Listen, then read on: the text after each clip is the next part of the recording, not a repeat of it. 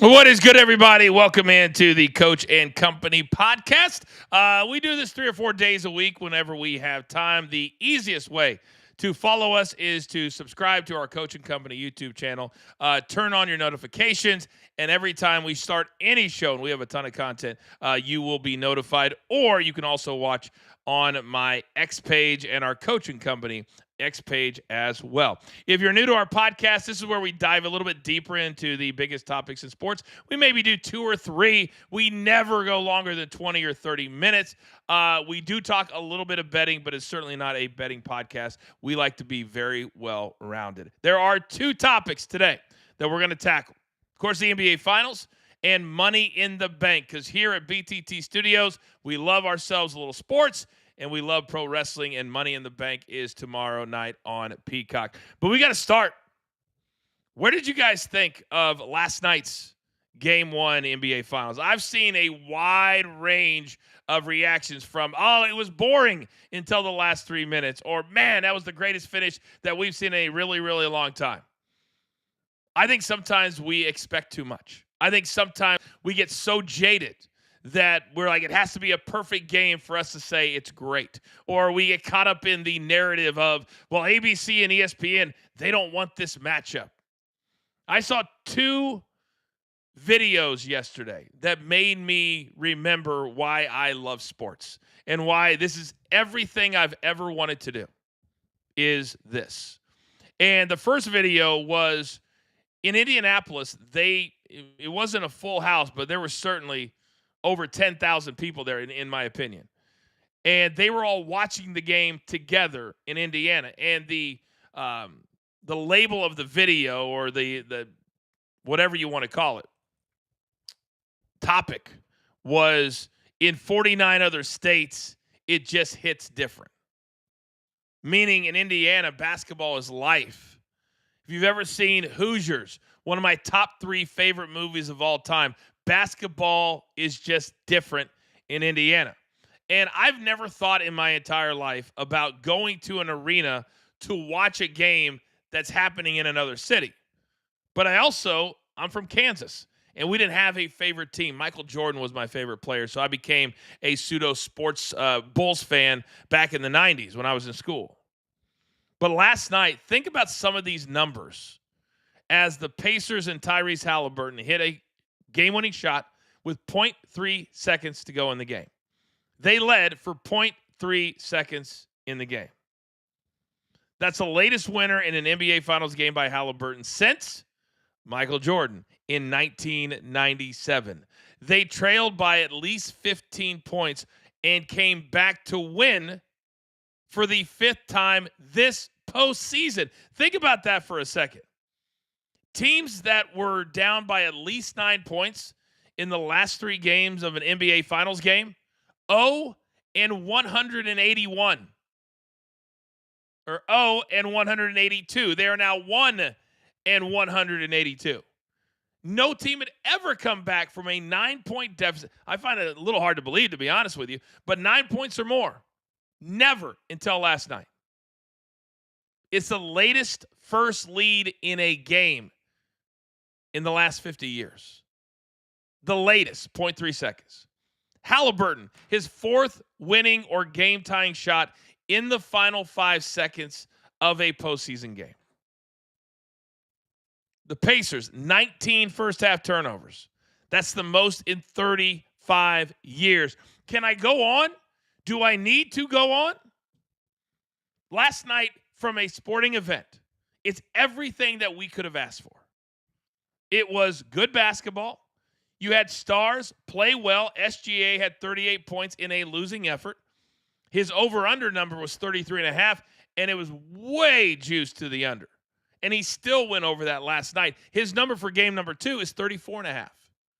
The sports books are treating SGA like he's becoming the Scotty Scheffler of golf.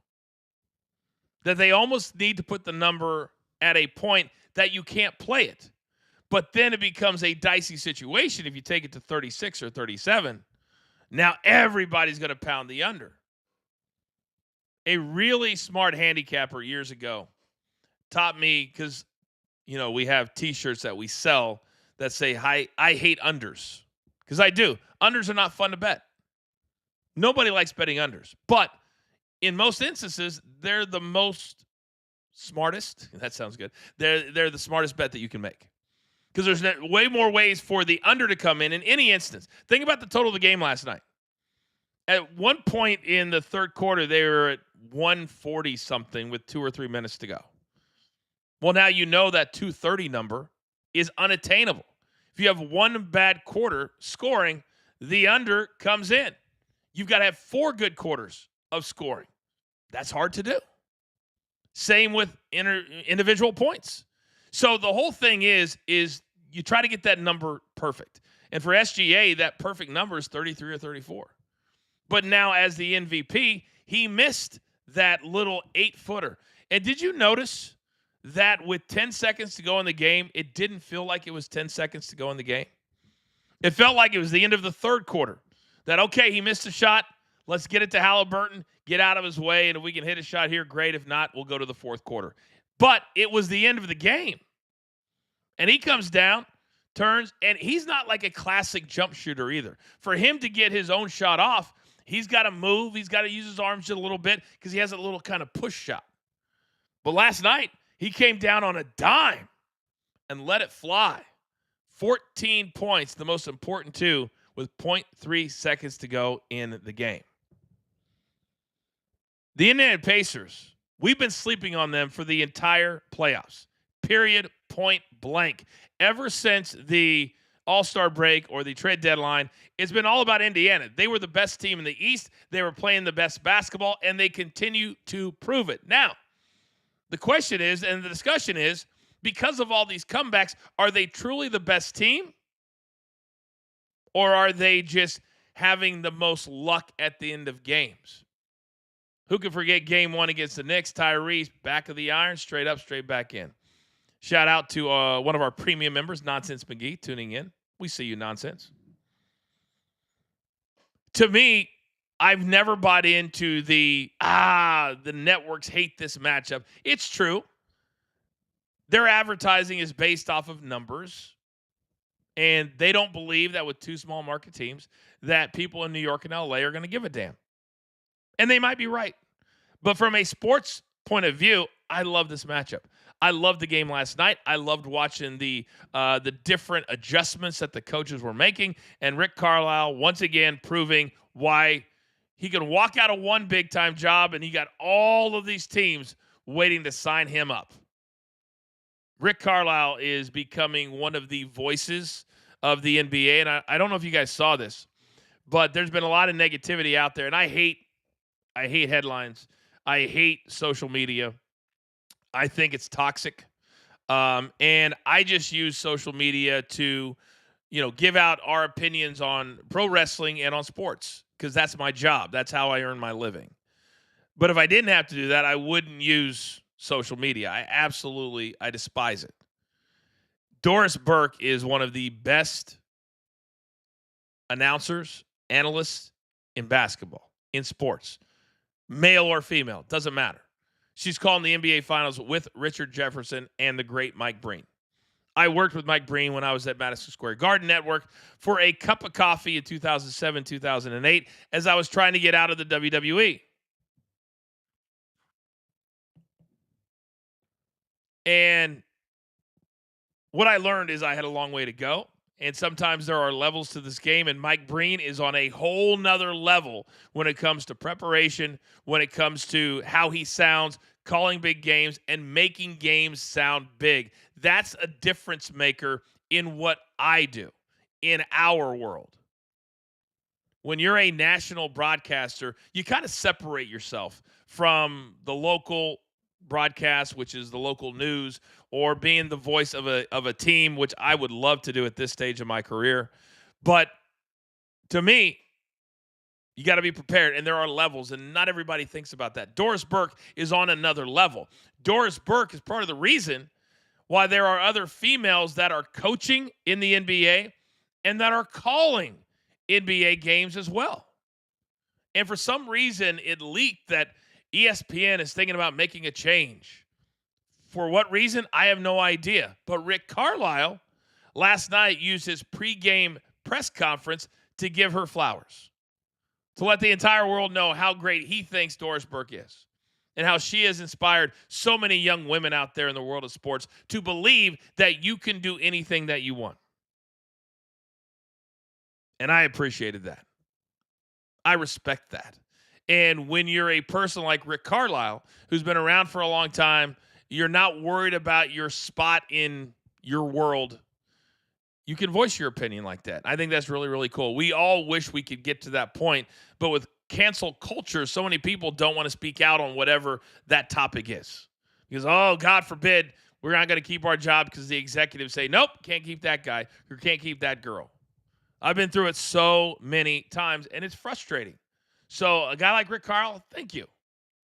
So now we look forward to game number 2, and it's going to be Sunday night, and the books over at BetMGM is the one I'm looking at right now. They have moved this from 9.5 in game 1 to now 10.5. The script has been the Thunder, if they have a close game or if they lose, they come out and then blow the team out in the next game. They had 61 wins in the regular season by double digits. 61. So the books, they have to position themselves to not get crushed. If they make it 8 or 7, now people are going to nail the Thunder. They make it 12, now people are going to bang the Pacers. So it's 10.5. And the over-under total has been 228.5, moving around a little bit there. I would lean into the over because I think it's going to be, after 2 days off, it's going to be a fluid, fast game. I think that's how the Pacers, to win 4 games in this series, that's how they have to play. So we'll have full recap of that coming up on Monday morning right here on the podcast. But if the NBA was looking for the best way to start the series because of 2 small market teams, that was the way to do it. Tyrese Halliburton, maybe not so underrated anymore. This is the Coach and Company podcast. We try to do it every single weekday that I am home.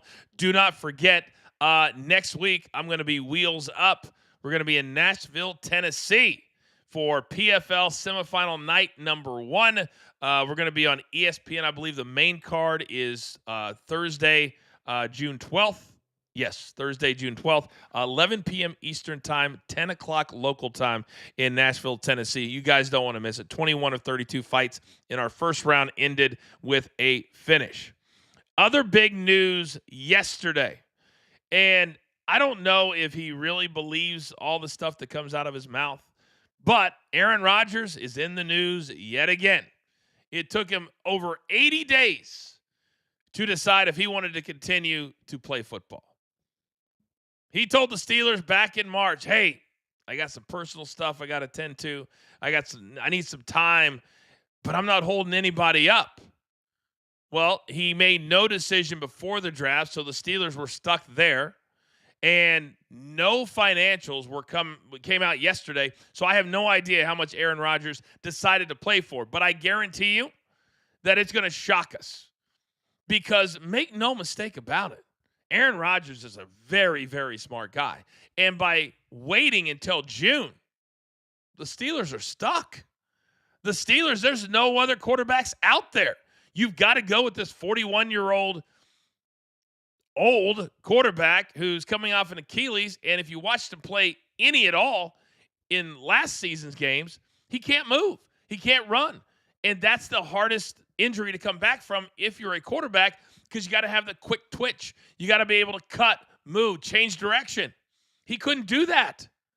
So why do the Steelers believe that he's going to be better this year than he was last year? Because that version of Aaron Rodgers, to me, is not good enough to invest in being your franchise quarterback with nobody behind him. You let Russell Wilson go, Justin Fields, gone, and now you're going to put all your eggs in the same basket that the New York Jets did 3 years ago. At some point, and I hate when people say this saying, it's the easiest low-hanging fruit. You've heard it a million times. Father Time is undefeated. When you get to that 40 number in any sport, unless it's golf, hell, even golf these days, If you get to that 40 number, your career is basically over to compete at the highest level. I mean, you can look at the PGA Tour now, and the guys that are in their 40s, they're becoming dinosaurs, extinct, because there's so many good young players. NFL the same way. The NFL is not made for 40-year-old men to play. Tom Brady is the outlier. Tom Brady is the GOAT. And the reason they call him the GOAT is because he left the team that he won 6 to go to a team where he won a 7th. That's incredibly hard to do. The Steelers believe that they can do that with Aaron Rodgers, or they would not have signed him. But they've already gotten rid of George Pickens. Maybe he was more of a distraction than what we thought. My gut tells me that Dallas is going to love having him opposite CeeDee Lamb. So now if you're the Steelers, you're Aaron Rodgers, you've got DK Metcalf. Absolute beast as a wide receiver. Can they figure out a way to make him the A? Can they make him wide receiver number 1? Can they get the offense going that has been stagnant ever since Big Ben left his Hall of Fame career? But Aaron Rodgers, wherever he goes, he brings the drama with him. And I think on some level, I think he enjoys it a little bit. I really, really do. But now he needs to put in time. He missed OTAs. He's not had the time with the players. He needs to get into Pittsburgh, get an apartment, get settled, and start working out with his guys. Because you're playing the same division with the Bengals and the Ravens. You might not even be good enough to come out of that division, let alone be a wild card team. Ravens are one of the top 2 or 3 teams as far as betting odds are concerned to win the whole damn thing, let alone the AFC North. So Aaron Rodgers, congratulations. You held all of us up, and we got to the same result. You are a Steeler. All right, topic number 3, and we're going to get the hell out of here. Do not forget, if you're in the LA area tonight, come out and see me, 10 p.m. Eastern time. I'm going to be judging auditions in the world of pro wrestling, sort of pro wrestling. Nearly average wrestling is what they call it. Shane Hartline from Saturday Night Live and other shows. He's got a group. It's going to be a ton of fun. So we're going to be there in West Hollywood tonight. But tomorrow, speaking of wrestling, Money in the Bank. And you guys know the Coach and Bro Show, one of our 3 shows we produce every single week. It is now on Stadium every single Wednesday night at 11 p.m. Eastern time, repeated Thursday morning at 6 a.m. Eastern time. Prime Video, DirecTV, YouTube TV. We are available in over 100 million homes. There has never been, I don't think, more eyeballs, more interest for a lot of reasons on pro wrestling than what we have right now. And drama has always made pro wrestling what it is.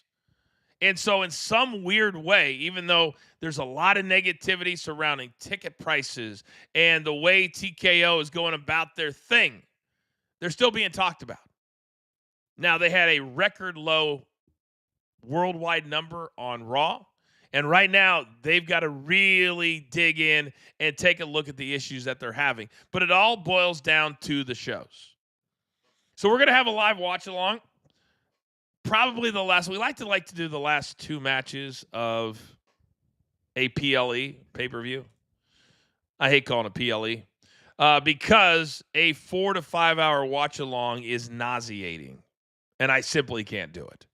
So we usually come up with the co-main event and then the main event and then a full recap show live for all of you. So we're still trying to decide if it's going to be member exclusive or free. I'm leaning towards free for the summer, and then we'll do member exclusive starting in the fall. But to me, if you are the WWE and you're going to change the narrative on John Cena's farewell tour,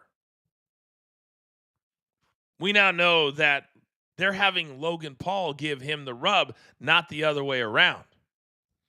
Having Logan Paul show up more on the shows is a good thing. He's now leaning into social media videos and really elevating himself as a WWE superstar instead of a YouTube star, instead of a social media star. And that's exactly what the WWE needs. And John Cena, we're about halfway through the farewell tour, and if you put a lie detector on John Cena, he would probably tell you that the farewell tour, the deciding to go heel, has not been exactly what he thought it would be.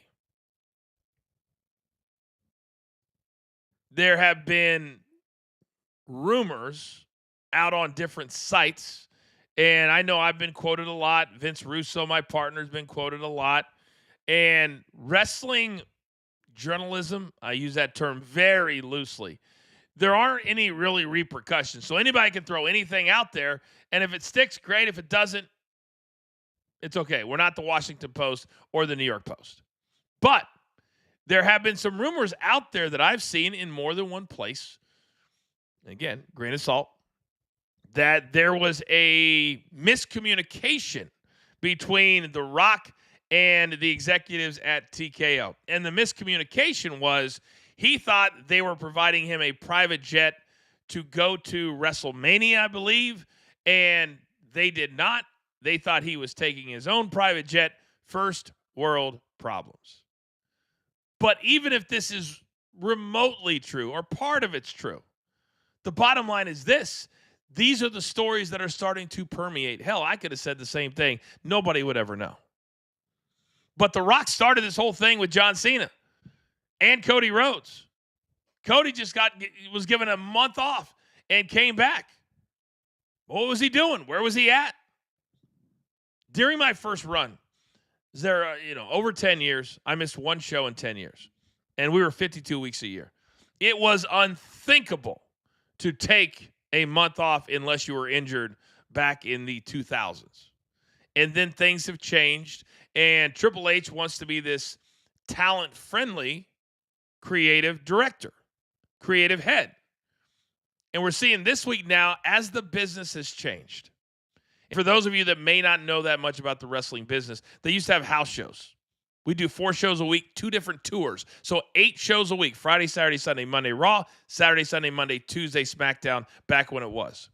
All the big stars did the house shows. That's how you got paid such big money back then, those that did. And now TKO has done away with house shows. It's strictly an entertainment TV product and the occasional house show. But now, because of that, all that money's coming out of the TV money. So they're looking at all these guys like they're numbers, not like they're human beings or as talent or the way we used to felt like we were treated back in the day. But then you've got other people who said, hey, we never had time off. So it's a double-edged sword. And I was there for a lot of it. And now I cover it with our shows. And I want the business to thrive. There's a reason it's so popular. There's a reason so many of you subscribe to Coach and Bro and The Last Word at BTT, because it's fun. But when it's bad, it's not so much fun. But I love the business. I spent a big portion of my life doing pro wrestling. And I know I get teased, oh, that fake stuff, it's entertainment. And it's a hell of a lot of fun to do. So I hope that they can figure it out, because tomorrow I need to see John Cena. I need to see Logan Paul. I need to see Cody Rhodes. I need to see Jey Uso. And let's have some real bangers. The female division has been in upheaval. They need to kind of steady it out. They need to focus on 3 or 4 females and elevate them. Mariah May, AEW star, just came over. She debuted in NXT. I would have put her on the main roster right away. I have a lot of ideas. Call me. No, kidding. So hopefully you all enjoyed Money in the Bank. We'll break it all down tomorrow. I think it's a 5, maybe 6 match show. You've got 2 Money in the Bank ladder matches. Those normally 6 talent in each match. Those usually take a long time because you got all the entrances. So I would guess that each Money in the Bank will last 45 minutes. So you're talking almost probably $1.45 for those 2. So we'll see how much longer the show goes. But they need to get back to 3.5 hours for the pay-per-views.